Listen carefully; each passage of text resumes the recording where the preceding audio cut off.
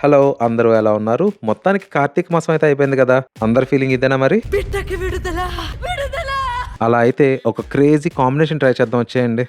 ఇక మొదలెడదామా? మనం ఈరోజు ట్రై చేయబోయే కాంబినేషనే మెంతి కూర చికెన్. అసలు మన గోదావరోళ్ళంటేనే ఎటకారానికి, మమకారానికి కాంబినేషను. మరి కూరల్లో ఆ మాత్రం కాంబినేషన్ ఉన్నదో చెప్పండి. ఫస్ట్ అయితే చికెన్ కడిగేసుకున్న తర్వాత మ్యారినేషన్‌కి రెడీ చేసేసుకుందాం. నాకైతే మసాలాలైతే ఓన్లీ హోల్ స్పైసెసే. నా కిచెన్ చూడండి. మొత్తం ఎన్ని సామాన్లు నేను ఇక్కడ పెట్టుకున్నానో. నాకైతే వంట చేయాలంటే ఇలా స్పైసెస్ అనేవి ఉండాల్సిందే. ఇప్పుడైతే మనం మిక్సీ చేసి పెట్టుకున్న మసాలా మిక్స్‌ని కూడా మన మ్యారినేషన్ మిక్స్‌లో కలిపేసి, మనం ఇందాక కడిగి పెట్టుకున్న చికెన్ పీసెస్‌ని ఈ మ్యారినేషన్ మిక్స్‌లో కలిపేసి పక్కన పెట్టేయాలి. నెక్స్ట్ ఉల్లిపాయలు, పచ్చిమిర్చి అండ్ టొమాటో కట్ చేయాలి. Oh my God! Oh shit! నాయనా ఫ్లాష్ మ్యాన్!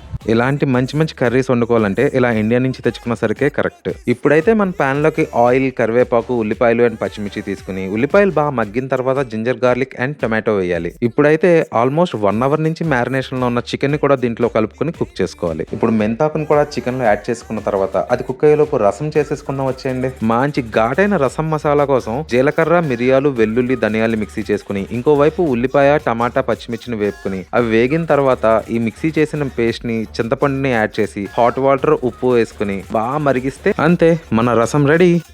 ఇప్పుడు మన ఫైనల్ టచ్ గా చేతి నిండా కొత్తిమీర తీసుకుని కొంచెం ఆ మరుగుతున్న రసంలో మిగిలిందంతా కొత్త కొత్తలాడుతున్న చికెన్ కర్రీలో వేసేయండి. ఒక పక్క రైసు, మధ్యలో రసం, ఇంకో పక్క గుమగుమలాడే మెంతుకూర చికెన్ కర్రీ, అన్ని రెడీ. ఈ పింగాణి ప్లేట్లో తినే కన్నా కంచంలో తింటే ఉండే సాటిస్ఫాక్షనే వేరు. అసలు ఈ వండడం కన్నా తింటున్నప్పుడు ఏం చూడాలి అని సెలక్షనే చాలా పెద్ద టాస్క్. ఈ లోపు వండింది చల్లారిపోద్ది కూడా.